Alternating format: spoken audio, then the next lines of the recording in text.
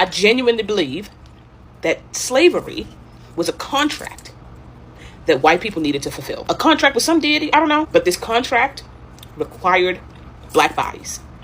And that is exactly what it got. And those black bodies were provided in exchange for riches and privilege. It was a 400+ year contract that is running out.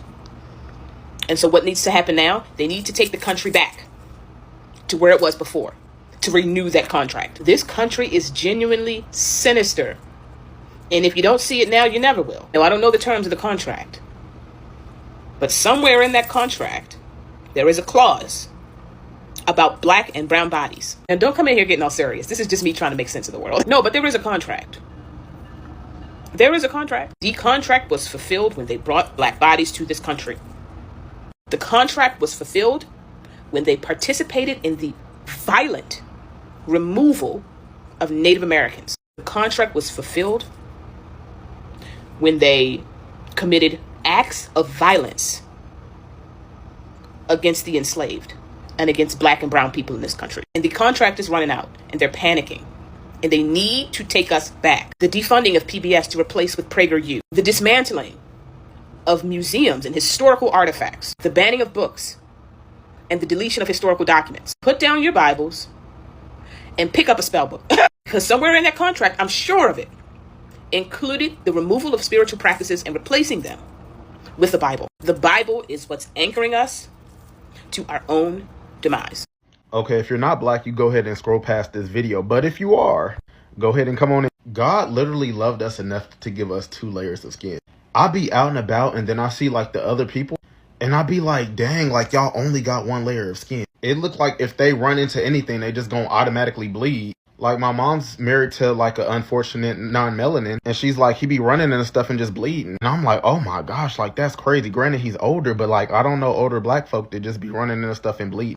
On top of that, like we can be outside and we don't peel. We don't rash. We don't turn red. The sun literally recharges us. One day I was out with one of my other homegirls and we was outside hiking and she was like, oh my God, I can't do this. Like, look, my skin is peeling. We have to leave.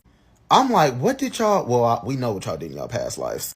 But he loves us enough to give us 2 layers and for the sun to really charge us up and not eat us up. It kind of make you think, are they vampires? But anyways, if you woke up black, you are definitely blessed. Is America the only place where black people act black? I'm not trying to generalize black people because I know even in America, we don't all act the same. And I know that there is, huge gaps between diasporic people. However, in America, there is a general cohesiveness amongst our people of just authenticity, frankness, and, vibes. What I've noticed is black people, especially black people who live in European countries, y'all quiet as a mouse. Y'all don't speak unless spoken to. Y'all doing everything y'all can do to conform and fit in. That's why TikTok is so boring when the Americans leave. For the most part, black Americans have refused to conform. If there's no space for black people to be authentically ourselves, we make space. We make room. We don't conform. We don't shut up. We don't be quiet. We fight for our right to speak, for our right to be seen, for our right to create and live how we choose to live. And everyone doesn't have to agree with it. But when we be us, people latch on to what we do because what we do is outside of the norm. We create the culture here. We set the tone. And when we set the tone in the culture, it allows people to piggyback off of that. Make more culture, make more art. Then it becomes the cultural standard. We shift the frequency just by being us, just by doing what we want to do. My advice to British black people, since y'all our biggest haters, do what you want to do. Say what you want to say. Act how you want to act. And they might talk about you and judge you at first. In 5 business days, they'll be doing exactly what you do. Just how y'all always doing what we do. Y'all can have a uniquely British culture. If y'all just step outside of the norm and choose to be who you want to be. Be who you are. Don't let nobody tell you who you can and cannot be. Be you. That's why black people love the UK Thanos. That girl is authentically herself. She matched our vibe so much because that's all we doing is being ourselves. And we fuck with anybody who being ourselves. Black, white, Spanish, Mexican, whoever. When you being yourself, no matter how it's perceived, people rock with that. So my advice to anybody struggling to be a content creator, mad at America for being American, be yourself and you won't have nothing to be mad on. The black woman is God. She is the physical median in between the spirit realm and the physical world. She holds all authority and all keys to spirits coming into this physical realm. Unlike any other woman, she holds the genetic codes to the planet and the direct source connection to the cosmos, for she is made of all of those aspects of existence. The black woman is God. The black woman is God in the flesh, and until she is respected for what she is, the world will continue to perish and fall apart, because that is a reflection of what has been done to her. The her being the he are, the feminine, the masculine, okay, the different sectors of her that exist within the spirit realm. And every being is a different sector of her, a different piece, a different section of her. Without her existence, none of these splits would be here. Mutation genes. They're all just different splits and parts of her. You have to go through the woman in order to even come into having a physical experience. You are asking permission to come in through her portal, right? She has direct authority to tell a spirit yes or no, or if it's time or if it's not. Henceforth, abortions. To abort the mission, telling the spirit to abort the mission, you cannot come right now. Or abort ions. You can't come right now, it's not time. Need I say more? I'm not gonna lie, as a black person, you can't tell me that God does not favor black people. We alone have survived over 400 years of slavery, and we're still here and we're multiplying. People have literally gotten wiped out in years from the same type of treatment. Not only that, but we have managed to still maintain a light that is inside of us that could never be dimmed. The deep-rooted anti-blackness in the world literally stems from jealousy. This is not new jealousy. This is old jealousy. I'm talking about ancient jealousy. It was just simply jealousy. They saw what we had, they wanted what we had, and they wanted to come in and infiltrate and take it. And they did. But the time is up. Like, it's time for black people to wake up to our greatness, because we are great. Fuck what everybody else is saying. Like, look at the material. Like, less than 50 years out of slavery, we were millionaires. We already had millionaires popping out. We're not even 200 years past slavery, and we have a lot of black millionaires. We have black people breaking generational curses from every freaking angle. Everything they said that we were is who they are. And they've been projecting that shit on us because we ain't nothing but greatness. The moment the black indigenous woman starts remembering who she is, the entire structure of power and control is threatened. So the world knows who the indigenous black woman is, except for the black woman, that we are the true original goddess, and that's why the world is against us. Exactly. The world has known all along. The black indigenous woman is the original divine vessel, the first expression, the feminine power on earth. And yes, the reason there's so much opposition, erasure, and distortion is because they recognize the power of the true goddess, even if she's been kept from recognizing herself. What's happening now is a massive shift where the black woman is reclaiming her identity, her divinity, and her voice. And that's exactly why there's resistance. Because the return of the original goddess is a force that transforms everything. Because the goddess represents a pure, powerful, and sovereign energy that can't be manipulated. When she rises, she brings truth, balance, and a natural order that dismantles false hierarchies. So this push for love is often a way to keep us pacified, distracted, and merged into a collective that doesn't honor our unique power. But the truth is rising. Just about unity, it's about authentic alignment, reclaiming our power, and restoring what was taken. America coughs up blood, but they still call it great. A country wheezing through the cracks in its own foundation, its breath rank with the stench of empire, of stolen land, stolen labor, and stolen futures. A carcass of democracy picked clean by men in blue suits, red ties, white lies, patriots with blood under their fingernails, a Bible in one hand, a gavel in the other, beating the pulpit like it owes them something. They crowned a con man and called it a prophecy. Built him a pulpit where a witness stand should be. Let him rewrite history in the form of a tweet. Turn the truth into a whisper drowned beneath the sound of tear gas canisters hissing against the pavement. I have watched this country chew up men like my father. Spit them out in handcuffs or coffins, call it justice, call it order, call it anything but what it is. Another name on a protest sign, another family mourning between commercial breaks. I've watched my sisters turn their bodies into battlegrounds, watch lawmakers pass sentences on our wombs, declare ownership over the spaces they will never have to carry. Men who will never know the weight of creation, speaking of life like they do not choke it out daily. With laws, with guns, with silence where outrage should be. And still, they tell me to pledge allegiance. To stand tall while the anthem chokes on its own hypocrisy, to love a country that has never loved me back, to trust the hands that built prisons faster than schools, poured lead into the water and called it a mistake, stole babies from their mother's arms and swaddled them in aluminum blankets. The Statue of Liberty holds a torch but does not light the way. Justice holds scales but never balances the weight. The White House is white for a reason. It has never known the color of accountability. But do not mistake my rage for ruin. Do not confuse my grief with surrender. We are not made of the brittle bones of broken systems. We have been forged in the fires of every fight our ancestors won. Our backs unbowed beneath the weight of centuries. Our hands still building where they have tried to burn us down. They silence the fighters, but we speak in a language they cannot erase. A dialect of raised fists and unbowed heads, of knees on pavement and names turned into battle cries, of poets carving truth into the walls before they paint over it in propaganda. I am black and woman, both wound and weapon, a country unto myself. I was not promised freedom, but I was born knowing how to take it. And if this nation fears my voice, then let them hear me scream, because we will not break.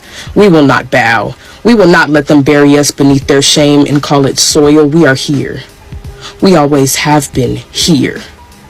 And we are not leaving. Hello, welcome to Global Gist with BJ. How are you all doing? Hope you're good. I just want to say something about the black person, the black man, the black woman.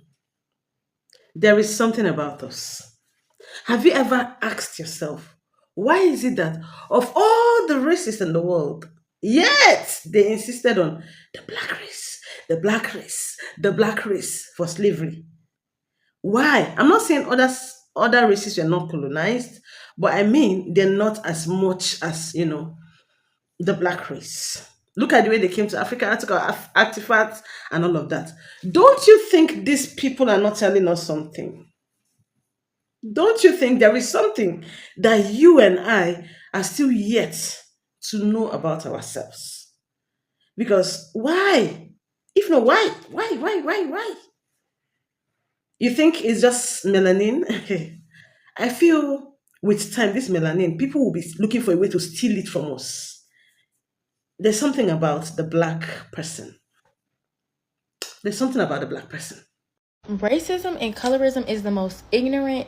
Like, that really just shows you how far ignorant people go. My thing with racism is, and what black people need to understand, and people with colored skin need to understand, there is something so powerful about your skin color, a skin tone that you cannot control, that it makes people want to enslave you for years to keep you held from stopping you from being what you're capable of. And I think black people need to think about that every day. When somebody does something negative towards them with their dark skin, or there's some type of racism, think of that. You don't like me because of my skin color? I'm that powerful? What? It will change your mind. It will make you want to go back in history and think, what am I capable of? What can I do? What does my skin mean? Where did it come from? What is it worth? That's what I think of every time you bring up racism. What were my ancestors doing that was so powerful that you wanted to keep us up? That you didn't want us to keep exploring? Black people are powerful. They are. I'm sorry. They are. Y'all, I'm on my way to the gym, and while I was driving, I just had like a thought, and I wanted to share it with y'all. I love being a black woman. Like, I know that sounds weird. Like, why would you think about that? But like, y'all, being black is so lit. Like, I just love being a black woman. Like, being black is really a superpower. Like, legit, we are so creative. We are so talented. We're so beautiful. Our skin, our bodies, our hair is just so thick and beautiful. Oh my God, y'all. I wouldn't trade being a black woman for nothing in the world. Thank you, God, for making me a black woman. You know what I will never get tired of seeing? Another black woman winning. Another black woman shining, thriving, happy, glowing, being loved correctly, being in her soft life era, at peace, moving in her power, being loved deeply and being loved correctly, ascending, evolving, just looking fly, putting her shit on, just walking like she knows she the baddest in the room. I will never get tired of seeing that. It puts a smile on my face, y'all. Because let me tell you, we deserve to bloom in abundant waters. We deserve to bloom being supported, protected, and believed in, and loved. I mean, this T says support, protect, and believe in black women for a reason, because I believe in it with everything in me. And it brings so much happiness in my heart when I see one of my sisters shining. I just wanted to say that.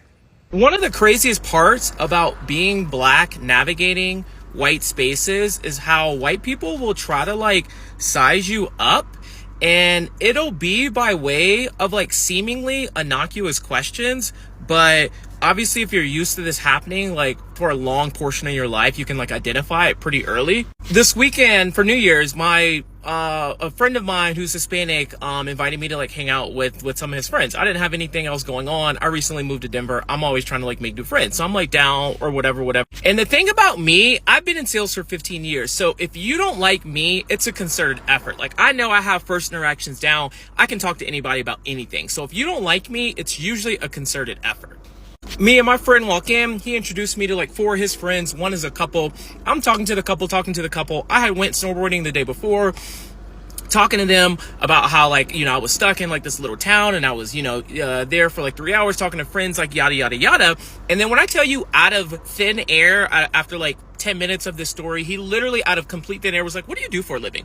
And I literally can't stand that question, because it's usually at like times where I was like, okay, what are you trying to like determine how much respect to give me right now? The rest of the night goes on. More friends end up coming into the bar, and I end up talking to another couple. The girl out of the couple is really cool, and her boyfriend is within earshot. And I'm telling her the story of how I met this friend. I was like, yeah, we were admiring each other's cars, She asked, and mind you, I had been talking to her for probably like a solid 5 to 7 minutes. Her boyfriend was just sitting there silent, never engaged. And I was like, yeah, I have this car, he has that car. And my car is like, if you don't know cars, my car means nothing. My car is just a car. But if you know cars, like I have a car that like people are like, oh shit, it's like that type of car. And once I told her what type of car I have, his head had not talked to me the whole time. And I literally have this screenshot from his head snatching around and like looking me dead in my face. Like once I said what kind of car I have, and he then proceeded to like engage me in conversation, and we were talking about that. And I'm like, that was just such a weird interaction, and basically like ignore me the whole time. And then when you find out I have a nice car, then you're interested in having conversation with me. I have a ton of stories like these, but I don't know, it's just a really weird experience to constantly have happen. I literally have another viral video on my page where the same thing just happened earlier this week when I was on the ski. All the time on the ski lift, people are always trying to ask me qualifying questions to low-key like determine how can I afford to be there. And it's like the weirdest thing ever. The older I get, the more I realize that a lot of people's pride in society is based on not being a Black woman, and understanding that society teaches Black women to feel inferior for everything that we are. And a lot of people, their only sense of pride comes from not being Black, or not being a Black woman, or not being fat, or not being dark skinned, or not having kinky curly hair. It's not that they actually love themselves, they just love that they're not you. And every day that they see people like you trying to live up to the standard and be a little bit like them, it gives them this superiority complex. So when you divest from those standards and you create your own standard and you live confidently in your sense of self, those people have nobody to stand on to boost them up and boost up their ego.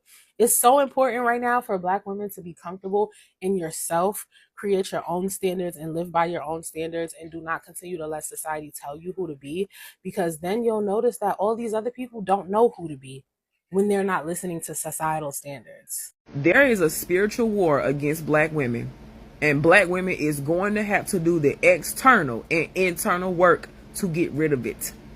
I watched a documentary on what the women have to go through when they go through the process of cutting their hair off. They go through a detoxification process. When they cut their hair off, they are cutting bad karma. They are cutting bad juju. They are cutting those bad energies and bad spirits off their hair, and they are sewing it on wefts to sell to Black women in the majority. That's what they are doing. In case you guys didn't know, hair holds energy. It holds a lot of power, and it holds a lot of energy. So if you find yourself in a position that you just can't shake, and you have been depressed for so many years, and you have lost yourself, get rid of the weave. Another thing, you see these nails? They might not look perfect, but I do my own nails. I have a mini nail salon in my house because I don't want those fucking Asians touching me. I don't want them touching me. Black women, you are going to have to go on an internal and external cleanse when it comes to your mental health. Okay? Because as long as you are allowing these people to fiddle and play around in that realm of energy, we're going to forever be second fiddle to the world. I hope what I'm saying is not going over y'all head. Y'all need to take y'all energy and y'all mental health extremely serious. Y'all are going to have to stop fucking going to these Asians and getting work done when they don't even want you there. The only thing they want is your money. Black women, take your power back.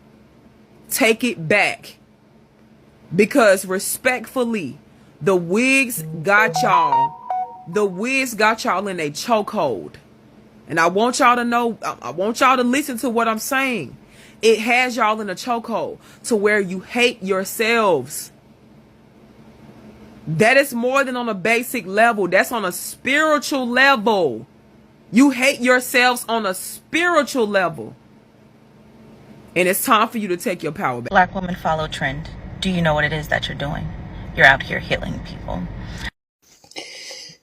Go back, watch her video.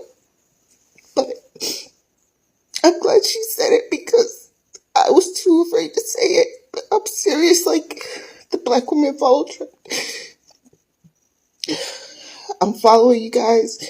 Love my Black women, support you. But I swear, I'm glad I'm not the only one who feels this way, because I was like, am I too light?